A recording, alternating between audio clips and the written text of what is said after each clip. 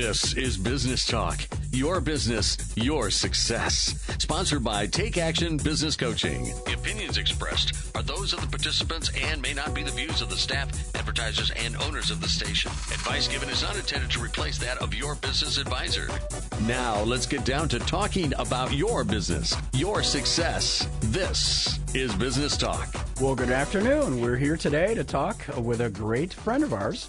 Yes, we are. And you know what? We come to you every week. And Pete, we haven't introduced our guest yet. Now, we announced it last week for our listeners who are diehards. And I have to tell you, and Chris doesn't know this, but this is one of our top people we've ever interviewed. We love everything he has to say. We have lots of stories to share with you today. Now, Peg and I do get to travel with a group of coaches really around the world. We're headed to Australia in a few weeks, but we were just in San Diego, and we got to spend an entire morning with Chris Voss. And Chris is a former FBI agent, a former beat patrolman or a cop, and worked in the FBI as a hostage negotiator. And he has some fascinating insight and stories about some of these things. And he also is a professor at USC in Georgetown and is part of what's called the Black Swan Group. And you can tell us the story of how you got there, Chris, but welcome, Chris Voss. Thank you very much. That's me clapping. Kind words. Yes, and Chris, one thing we didn't say before we start asking you questions is you recently, not recently, it was a couple years ago that you wrote a book, Never Split the Difference, Negotiating as if your life depended on it. And that's what we're going to talk a lot about today, right. Of what drove that book and what's in the book and how you use it. And our business audience, we'd love to be able to contrast some of the things that you think apply directly and some of the comparisons between what you did with the FBI and the government versus us that are out in the business world trying to negotiate all kinds of things. Mm-hmm. Yes. So anything else to add in your introduction before we move on into some questions, Chris? No, I think you guys covered a lot of stuff that was very flattering. Thank you. Oh, absolutely. Awesome. Well, thank you so much for being with us, and we enjoyed the speech you gave us in San Diego. It was just fantastic. In fact, our clients, we had 15 people there, and we've all used all your material. Wow. Thus, the reason we want our listeners to equally hear all your words of wisdom as well. Now, in our coaching firm, Chris, Peg and I own a firm here in Columbus, Ohio, and we have 5 coaches, and we purchased a company car shortly after we got back from San Diego. And Peg, bless her, I was the straight guy, and she used every principle in your book that we could find that applied to buying a car. And it worked marvelously. Thank you. You saved us thousands of dollars. Yes, we were saying, how much money did Chris save us? And this was just a vehicle purchase. It was $5,000 extra that we never would have gotten had you not taught us. So thank you. Oh, well, very good. Nice job applying the concept. Right. Congratulations. Thank you. Okay. So tell us a little bit about your background, Chris. Now, you were a police officer and then moved into the FBI. What was going on there, or how did you become a police officer in the first place? We always like to ask Kansas City, Missouri Police Department. I mean, from my mid-teens, I wanted to be a police officer. Yeah. It wasn't anything. Nobody in my family really was involved in law enforcement. I remember I saw a movie when I was in my mid-teens about a couple of cops in New York City, and they were just creative guys, and they did their community a lot of good, and they were very creative, and they had a ball to, arresting bad people, and I was just blown away by that and inspired by it, and that's why I wanted to be a police officer. Well, great. Well, thank you for your service too. That's great. Mm-hmm. And then what transitioned from the police to being an FBI agent?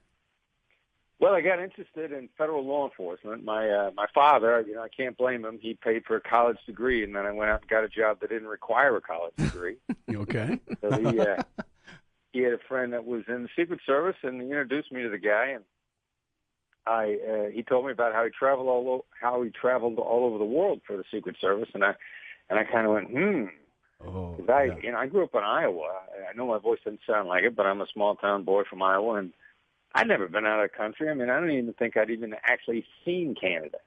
Okay. So the thought of somebody paying to send me all over the world to work, I thought that sounded pretty cool. So, and I was, as fate would have it, the Secret Service was not hiring. The FBI was. They had a big hiring push, and I joined the FBI, and it was fantastic. And how many years ago was that? I joined the FBI in October of 1983, 5,000 years ago. 5,000 years ago. That's and great. I know you get this question probably often and in your book, you talk a little bit about your transition into being the hostage negotiator. If you could tell our audience a little bit about, now you're at the FBI, fast forward, and then you became this. Now, how long were you the top negotiator for the FBI?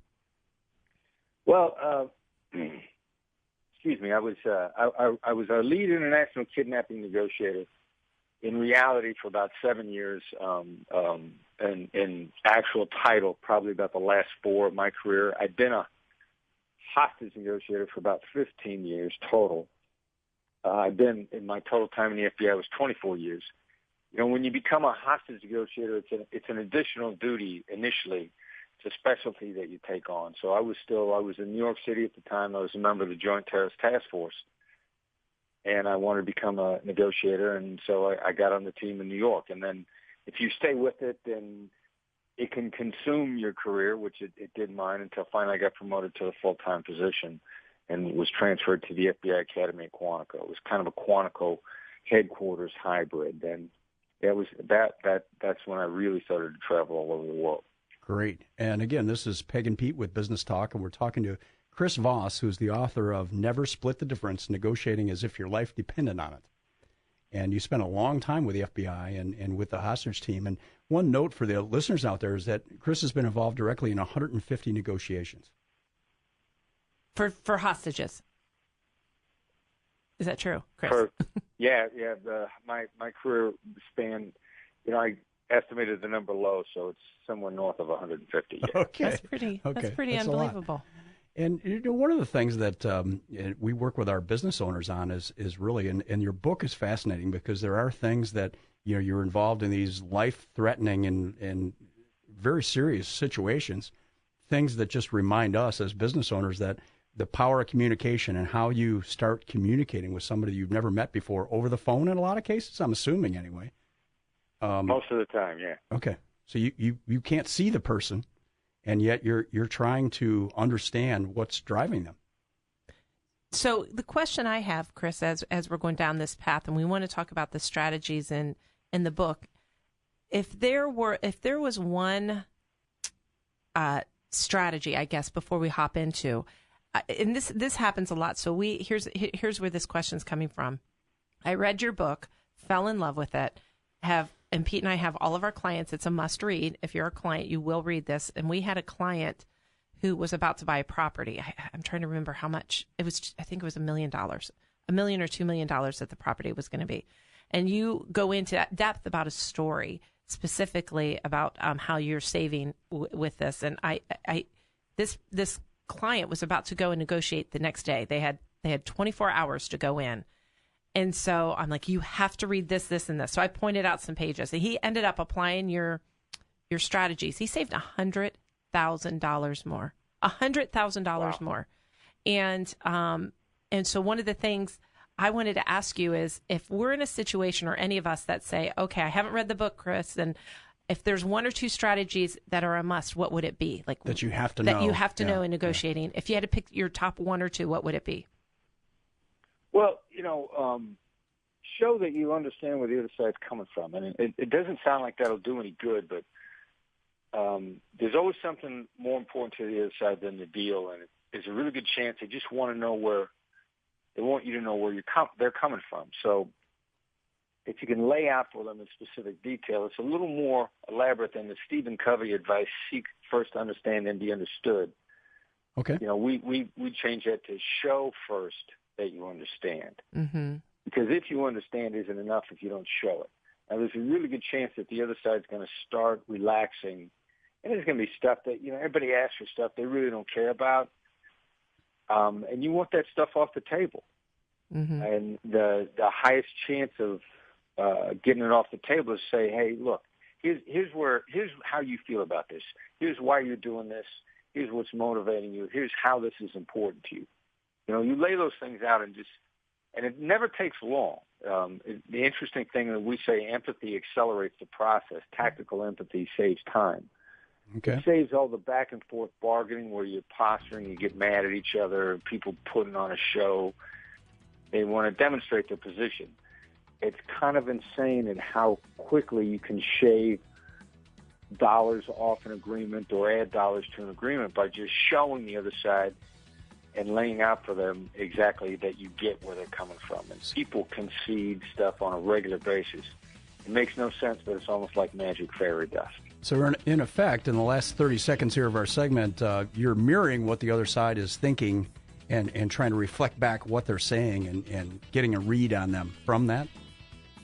Right. Mm-hmm. Yeah, that's exactly right. I mean, there's different terminology for it, reflecting it back, mirroring, paraphrasing it, summarizing it. But yeah, feeding it back to them just so that there's no doubt in their mind that you get them. Great. And at that point in time, it's amazing how much more agreeable people are. Okay.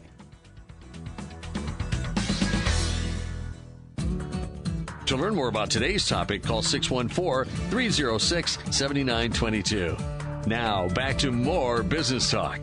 We're talking today with Chris Voss, who is the author of Never Split the Difference, Negotiating as If Your Life Depended on It. And Chris, thank you for being with us today. Yeah, my pleasure. It's a lot of fun being on with you guys. Oh, thank you. Well, we thought you could tell us a story. Give us an example of, in your experience, one of the situations where you had a negotiation going on, and what's a story that you could tell us that would help our listeners understand some things that they could use in their everyday business. No, you're talking about in the FBI. In the FBI. In the right. FBI, okay. Yes. When you were in the FBI. Yeah, well, and it's a story in the book, but I would negotiated a bank robbery with hostages, Chase Manhattan Bank in Brooklyn, New York. And even though that stuff happens in the movies all the time, right. Every time you turn around, Eddie Murphy is negotiating bank robberies with hostages. That's true. In real life, it's an extremely rare event. While banks get robbed, generally, almost always the bad guys are gone before the police show up. So, and point of fact, it happens in the entire country about once every 20 years. Wow. That's all? So, 20 years. Mm-hmm. Yeah, it's extremely rare. It's just they're always gone before we show up. And okay. So, we cornered some guys at the bank robber in Brooklyn, and the lead bank robber actually exhibited a lot of characteristics of just a great business negotiator. If you get a real decision maker, if you ever get into the table, they never claim they have any power. They always say, I got a board of directors, I got advisors, I got all these people. Anybody at the table that's pointing to someone away from the table, and if they're intentionally minimizing their influence, well, that's the most important person. They're smart enough to know they don't want to be cornered, so they're always blaming other people. Okay, oh, that's a good tip. This guy did that. This guy did that exactly in the bank. He the first thing he said to the NYPD negotiator, who was the first negotiator to talk to him, he literally says to him, "Look, I'm the calmest guy here." Okay. And he said, these other guys that are with me, they're more dangerous than I am. I mean, I'm calm. I'll talk to you. And I'm going to have to get off the phone a lot to talk to these other guys, but these other guys, they're really dangerous.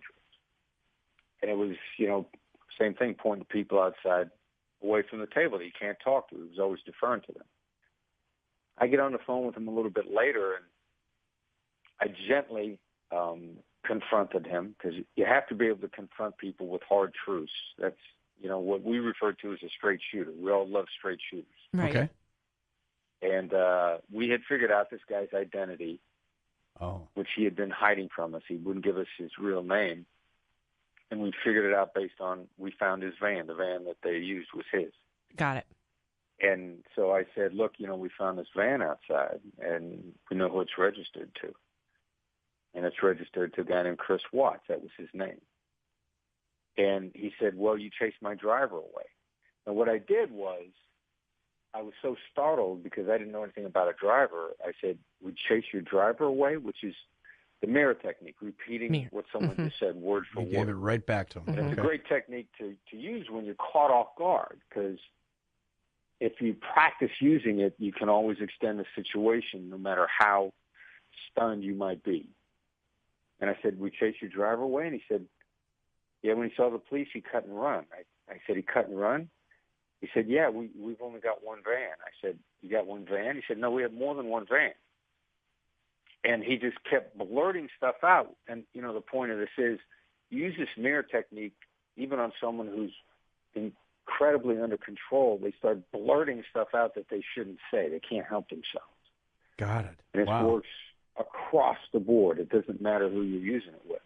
We ended up catching and convicting the getaway driver who had gotten away before we got there, because we didn't even know there was a third guy. And this guy, this spontaneous utterance led to the conviction of another bank robber. And later on, I got one of the guys to surrender to me, and I used a late-night FM DJ voice that I talk about in the book, and all the stuff that we apply in business every day. And this was a great case, and it was really a unique event. Huh. So this is great, because in the book it says that you're really just repeating the last three words the person said. Cut and run. Exactly. It gets them to think about it, and then they start talking again. You never even asked them a question. You just repeated what they said, and then they blurt out. That's a great technique. That's great. It's insanely simple. And when people are first introduced to it, they can't believe how effective it is, or they can't believe that the other side won't see it. It's so simple that they can't believe it. Okay. Yeah. And again, for the audience, we're talking today with Chris Voss, who's the author of Never Split the Difference, Negotiating as If Your Life Depended on It. And it's a great book. Now, how would people contact you the best way, Chris, if they wanted to sign up for your newsletter? What's the best way to do that? Well, the complimentary newsletter, which is free, The Edge, comes out once a week. You send a text to the number 22828, and it's, again, the number's 22828, and send FBI Empathy, all one word. Don't let your autocorrect change it into two words. FBI Empathy, all lowercase, no spaces, to 22828, and that will trigger the weekly gold mine of negotiation information from my company. Okay. Well, and I liked what you just said, FBI Empathy, because if you read your book, and then even in that story you just talked about, there is a misnomer, I think, out there of negotiation where you need to be strong and bully-like in order to get what you want. And you actually say it's the opposite, correct? Yeah, my favorite negotiator on the whole planet is Oprah. Oh, Oprah, I love it. Oh, tell us why. Well, Oprah is always pleasant. And if you think about it, she pretty much always gets her way. Okay. Isn't that interesting? It is interesting. That is interesting. So she's very deliberate, but she is masterful at making you like her, right? Yeah, think about how far she's come in her life, and then also, so think about how much she's gotten, and then try to think about who's got an ongoing feud with her. And you can't think of anybody. I couldn't think of anyone when you said that. Yeah. Isn't that interesting? And how many people have become billionaires from nothing without having a slew of enemies? That's so true. Right. That's interesting. Okay. I like that. Very good. Do it the Oprah way. Empathy. So it's being strong without being, I guess, aggressive versus assertive, right? She's really strong, and they've got a secret.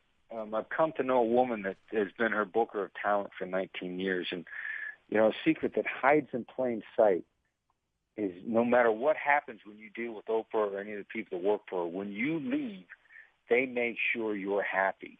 And what's stunning about that is that plants a secret. Normally we're only nice at the beginning, and we're just kind of so-so at the end.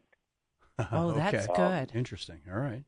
They actually used a term with me one time when we were talking about it. Like most people in a limo, out in a taxi.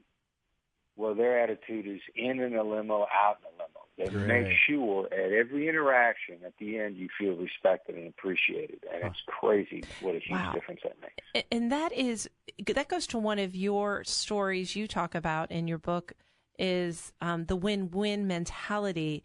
If you can speak to how that's bad when people speak of that and what you mean by that. Well, the two problems with win-win is those that are trying really hard to make the other side happy become hostages by their desire to make you happy. Themselves. Make sure that you win. Mm-hmm. And they get exploited. And who they get exploited by, consistently, I've seen anybody that mentions win-win with me early, is really trying to cut my throat. Mm-hmm. It's a signal for you. Yeah, it is. It is a dead giveaway. Somebody says, "Hey, let's make a deal. Let's win-win here." They're going to try to get everything I have and give me nothing, and that's the biggest tell. And I've had people take me off to the side and they go like, "Well, what's wrong with win-win?" I use that term all the time, and I talk to them for about 3 minutes, and I find out that they're cutthroat negotiators, and they use it as a term to shut the other side up. Isn't that interesting? Great. And you mentioned in the book a term called pleasantly persistent. And I think that probably applies to Oprah, right? Yeah, it's describe what that is. Just being, you don't have to be nice. I mean, you don't have to be mean to be persistent, or you don't have to be mean to be assertive. To be nice about it, and you don't have to be nice does not equate to weak. So you don't just be nice about what you want, and you'd be surprised at how much more willing people are to give it to you just because you're nice. And you mentioned in your book also, or in one of the interviews we listened to about women in negotiating. Can you tell a little bit? And what you were talking about is sometimes how they are natural, and sometimes it's a weakness. Can you talk a little bit about that? Well, we see women pick up this style of negotiating faster and are more effective than men are at it. We looked at our numbers, and while there are a lot of success stories in the book from men and women, the number of success stories for women are higher than the percentages of women that we've taught. So, it's emotional intelligence-based negotiation approach, and women tend to get better at it faster than men do. That doesn't mean that men can't do it also. I think that the big key for the women that we teach women to make them better is actually to teach people how to say no nicely. Mm-hmm. And that may be, I don't know if it's socialization in the business world. I don't know if women tend to be held hostage more by not being able to say no in a really nice way. But that's one of the biggest advantages is how to say no nicely. And that may be one of the things that women in the business world haven't been taught as much as maybe men have been taught how to do. Okay, and how to make the other person still feel good, but they were told no. Right. I agree with that. I agree with that. I see that when we coach our women business owners and executives, we're working with that often. Yep. With that often. Huh. Well, in the last minute here, Chris, I noticed in your book you talk about learning styles, and maybe the terms are different, but the impact of, and it's not our words that we say, but it's our tone of voice and our body language. How does that apply in a negotiating situation? I tell you, if you can master tone of voice, because, what I'm thinking about you at the moment I say something is just so obvious. Like I can say, and one of our ways to say no is to say, how am I supposed to do that? And I could say, how am I supposed to do that? And my tone of voice is saying, look, I need you to take a look at me. I'm asking you for help. Or we can say, how am I supposed to do that? And what my voice is saying is, I think you're an idiot. Which we don't want to say. Or you don't want the other side to feel it. And mastering tone of voices is a black belt skill. I mean, I could do so much. Perfect. And we so undersell it. We so underappreciate the massive amount of power. Could your business use some help? Call 614-306-7922 to schedule your coaching session. 614-306-7922. Now, here's more business talk. We're talking today with Chris Voss, who's the author of Never Split the Difference, Negotiating as If Your Life Depended on It. And Chris, thank you for being our guest. And we've been talking about tone of voice. You're on the phone with somebody, and you're trying to negotiate with them, and how do you pick up how that person's feeling or what they're thinking about? Well, emotions, if you stop to read emotions, I mean, everybody's got them on their sleeve. I mean, it's just blatantly obvious in either your tone of voice or your body language. And I once had somebody say to me when I was really, really focused on reading their emotions, they said, you're reading my mind. I said, no, I'm not. I'm reading your emotions. And, the mind follows that. Uh-huh. Right. Yeah, okay, great. That is so true. So, you get their emotion and tone, and then if you just start sort of letting them know that you hear it, like saying stuff like, it sounds like this means a lot to you, or it sounds like you really thought about this. It's incredible how fast people will open up. So you're reflecting back to them what they're thinking, and if you can be in touch with how they're feeling at the time. One of the things that we've talked about is you have great questions in your book. And we know, Peg and I know, because we work with businesses and business owners, managers all the time, is that great managers, great leaders, great salespeople, they ask great questions. And you have some great questions in this book that I think apply to a lot of business situations where you're trying to get information for this employee about what's it going to take to make you happy, or how do I make sure you never leave my company, those kind of things. We're all working on, the economy is pretty darn good, so we're trying to retain our best people. And you've got some great questions in here, like, for example, what is about this is important to you? What other questions? Yeah. Yes. What are some of your favorite questions that you recommend to your clients about what to use? To start with, all the questions that you just rattled off just now, what I noticed and what I loved about it, they were what and how questions. Oh, and they are. You should confine most of your questions to what and how. They're the easiest on the ears. They're the most collaborative. People love to be engaged. Everybody loves to be asked how to do something or what to do. It couldn't be more inviting. And what that dances around also at the same time is we're taught a lot to ask, find out somebody's why. But why is a word to be ridiculously careful with, because most of the time when we ask people why, 9 times out of 10 it's because we're challenging them. Like, why'd you do that? Why'd you come here today? Why did you make that selection? Oh, that's really interesting. Never ask why in that context unless we feel like the other person has made a mistake. Why sounds like you're drilling. You're drilling for information. Like you're accusatory. It's accusatory. But we need to know their why. So, and that's the great thing about what. You just switch your whys to what. And people answer. Instead of why did you do that, you say, what made you do that? Or what made you make that selection? Or what made you make that choice? Instead of why did you do that? And people will answer. And in a genuine conversation, when we're asking why with great intent, the other person is so used to being beaten with why, accused with it, that even if our intent is great, they're going to recoil and they're going to pull back. So you want to be really cautious with why. Okay, great. Yeah, that's good advice. And the other thing that I'm seeing with your responses here is in the book as well, you talk about strategically. You want to make this take longer. You can gain some control by making it go a little longer. The negotiation. Well, but then you cover the same ground fewer times. It's I had a judge at a trial in New York who used to love to say, we're going to delay things in order to save time. Well, speak to that. It gets you off the gerbil wheel of bad communication where the other side feels you don't understand, and their reason for disagreeing is just because you don't understand.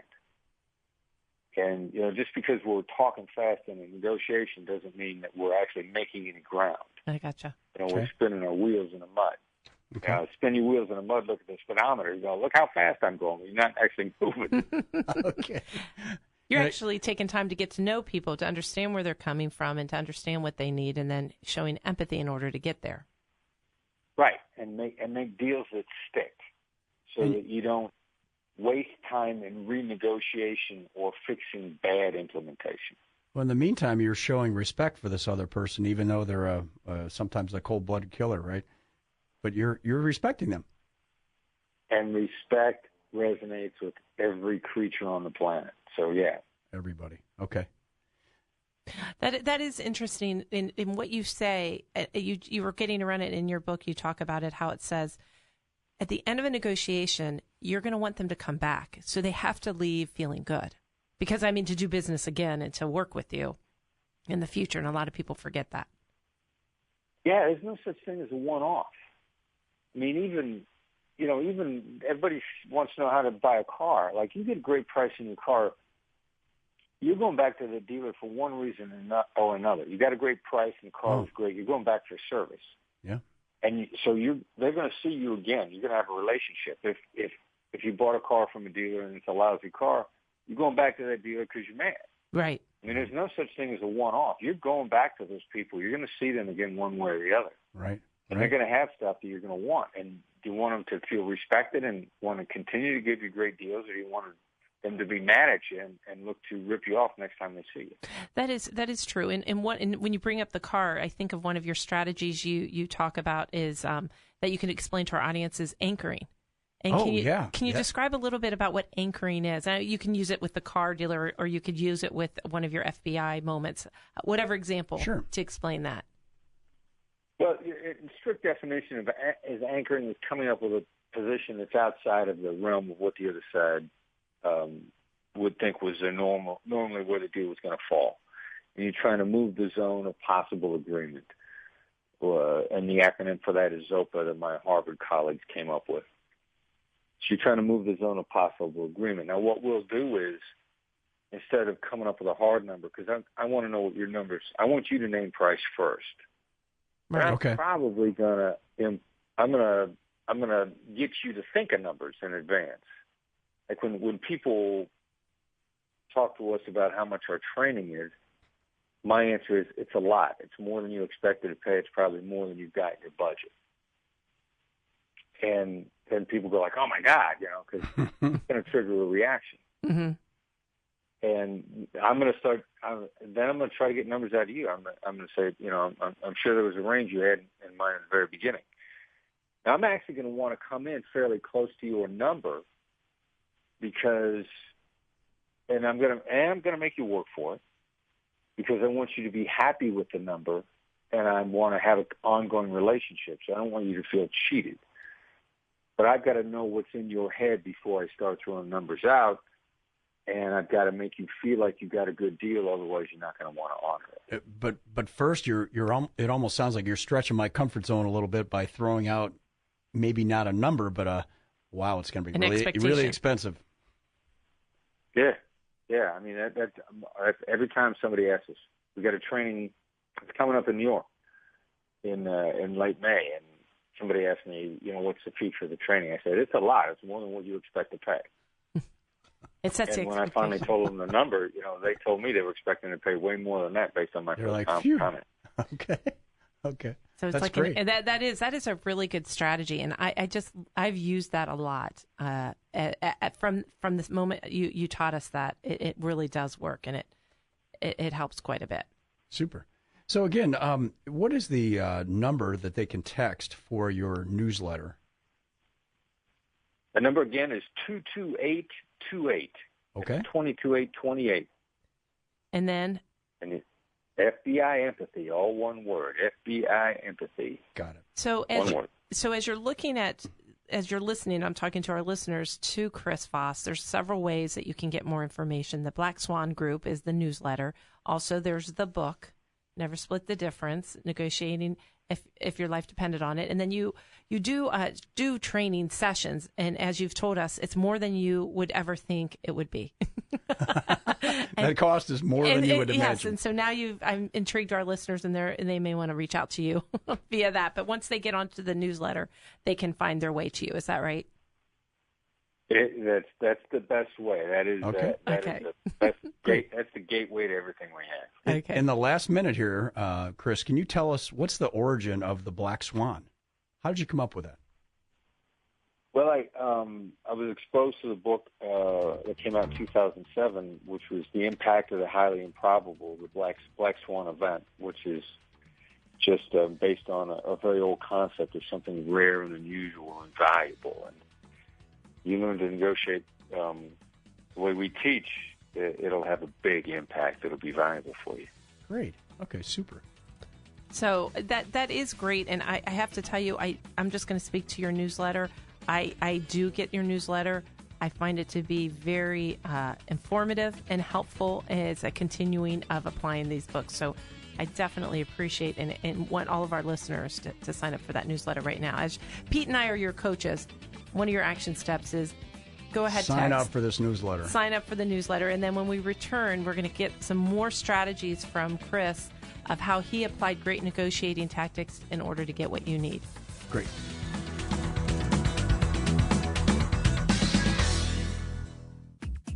To learn more about today's topic, call 614-306-7922. Now, back to more business talk. So we're talking today with Chris Voss, who is the author of Never Split the Difference, Negotiating as if your life depended on it. And we're getting some great insight in how you can use these negotiating techniques in your business. It has been wonderful. Thank you, Chris, for sharing all of these tactics. And just before we get in, we have a couple more questions. I just want to make sure that a lot of you might have just be tuning in now and say, darn it, I want more. I want to hear more of the radio show.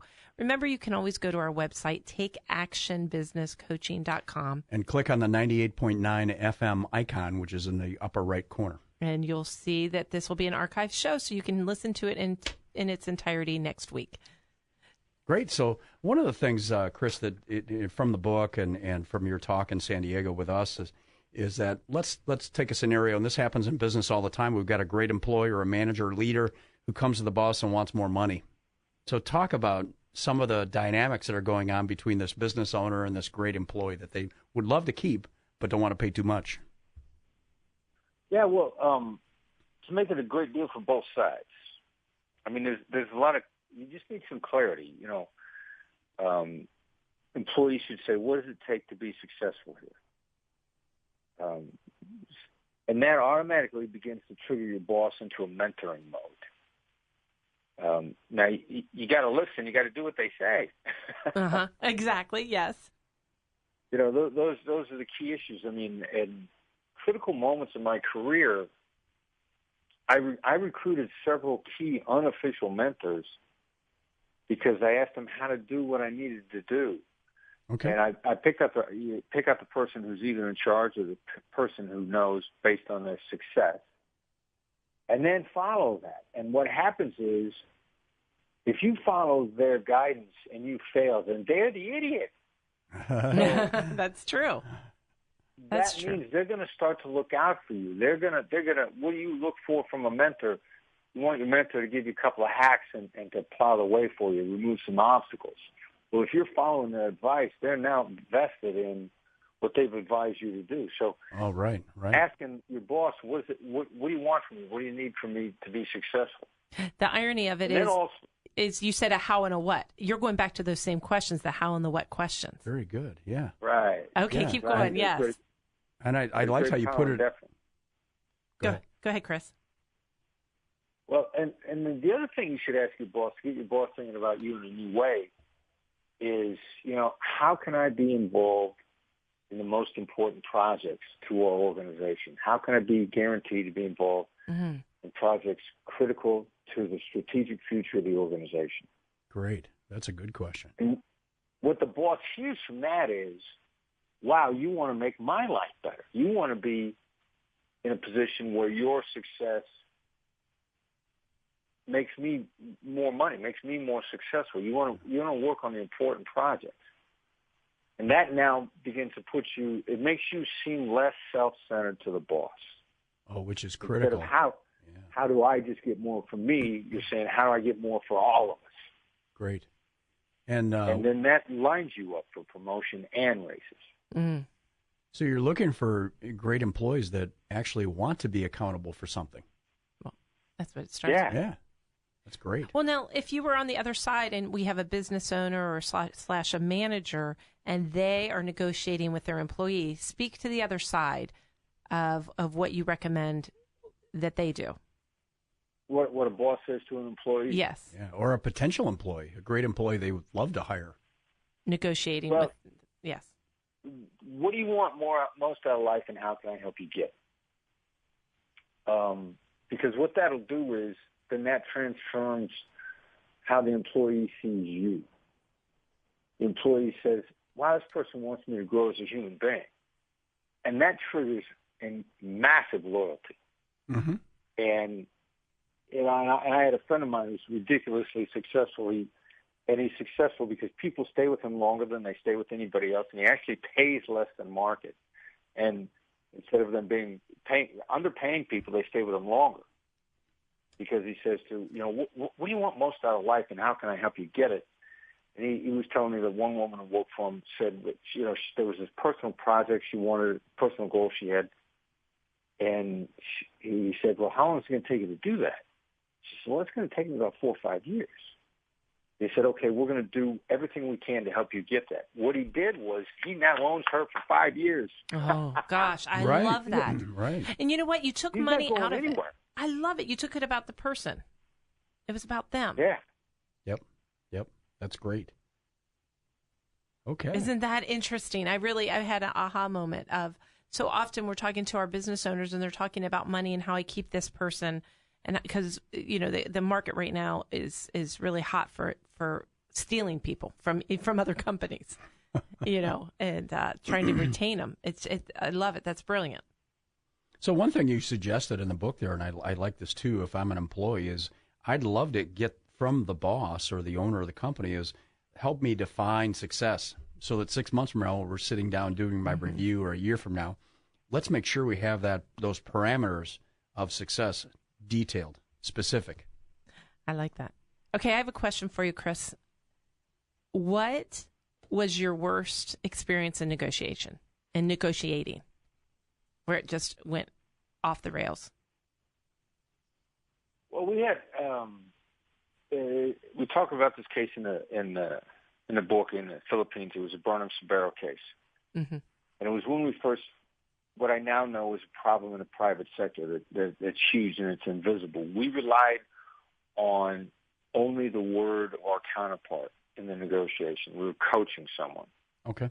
And we had to deal with our counterpart, but we hadn't worked through to make sure that our counterpart was in touch with his own terrorist organization, if you will. And they betrayed him. They decided not to honor the deal to let the hostages go. And we had a great, accurate read that we were being dealt with genuinely. And we couldn't imagine that he was on the same sheet of music with his own bad guys. This is so common in the private sector, there's actually a term for it. It's called single-threaded, where your point of contact is out on a limb. Mm-hmm. And a telecommunications company, one of the major carriers, one of the major phone companies, we heard from them back channel that fully 50% of the deals that they sign are not implemented. Half. That somebody on a representative from their company signed in good faith, they just don't implement because they get killed internally. Mm-hmm. So in this particular case, two out of the last 3 of our hostages were killed in a botched rescue attempt when we thought that they were going to be released about 2 months earlier based on an agreement with the bad guys. And losing those hostages the morning that I was called to be told that Martin Burnham was dead and that Gracia Burnham had been shot and wounded and Deborah Yap had been killed. I mean, that was, it's a little self-centered for me to say that was the worst moment of my professional career because of the people that died. None of them were relatives of mine, so I got nothing on what those families went through. Right. But that was a personal low point for my entire career. Oh, wow. That is. And so the learning from that, and I'll turn it the other way, what do you teach now to make sure that doesn't happen to other people?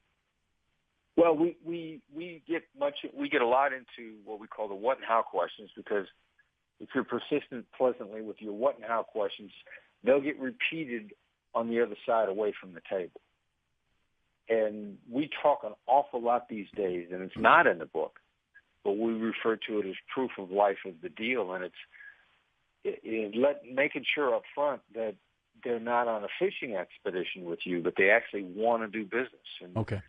How do you subtly challenge that early on in a very respectful fashion, because you don't want to be the fool in the game. Right. See if they're really serious about getting done what they say they want to get done. Right, because an awful lot of those conversations in the business world, at least half of them, they're just pumping you for information. Fishing, huh? Okay. Yeah. Interesting. Huh. That is true. That is true. Now, it seems like you've grown a lot from your FBI days to the Black Swan Group, which is now your business. Where do you continue to learn? How do you continue to grow? I can't read enough, and I kind of like the Elon Musk approach. I remember reading it probably about 1.5 years, 2 years ago, that he always tried to read 2 books simultaneously that were different because he was looking for universal principles. And if the same stuff showed up in 2 completely different books, that he knew that was solid stuff. Okay. So You read 2 books at the same time. You copy that principle. I've got at least 2 going all the time. Okay. That's good. And, fantastic. I was going to say, I like Eric Barker's stuff. He's got a great book called Barking Up the Wrong Tree, which is just the science of success. Oh, okay. Barking Up the Wrong Tree. I was just going to ask you what you would recommend. Barking Up the Wrong Tree to our listeners. Peg, you'd like that. You have 3 dogs. I have 3 dogs. That goes well. Okay. That's good. Okay. And I read The Rise of Superman by Stephen Kotler, and that's about human performance and how to think faster and better and smarter and fearlessly and in a buoyant, good mood. And that's a fascinating book about human performance. Well, thank you. Now, we've got about a minute left. In this last minute, is there anything that you would give pearls of wisdom for our business audience? What are a couple things that you'd like them to take away? If you just try to hear the other side out first and make them feel like they've been heard out, you'd be shocked at how much less time you'll spend in negotiations and how many more deals you'll make. Oh, that's good. That is a Fantastic. good pearl of wisdom.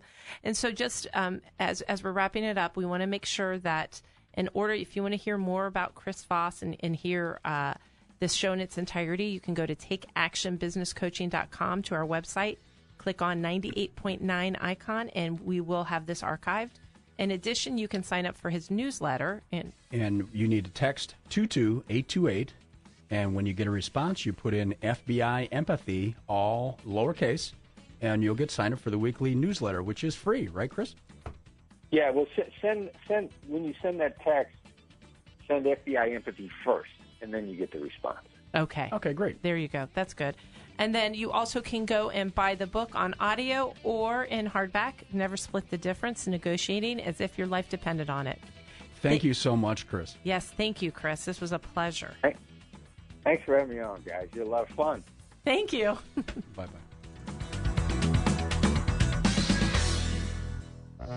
This has been Business Talk, your business, your success. Sponsored by Take Action Business Coaching. The opinions expressed were those of the participants and may not be the views of the staff, advertisers, and owners of the station. Advice given was not intended to replace that of your business advisor. For more information about the topics discussed today, call 614-306-7922. 614-306-7922. Tune in next week at this time for more Business Talk, your business, your success.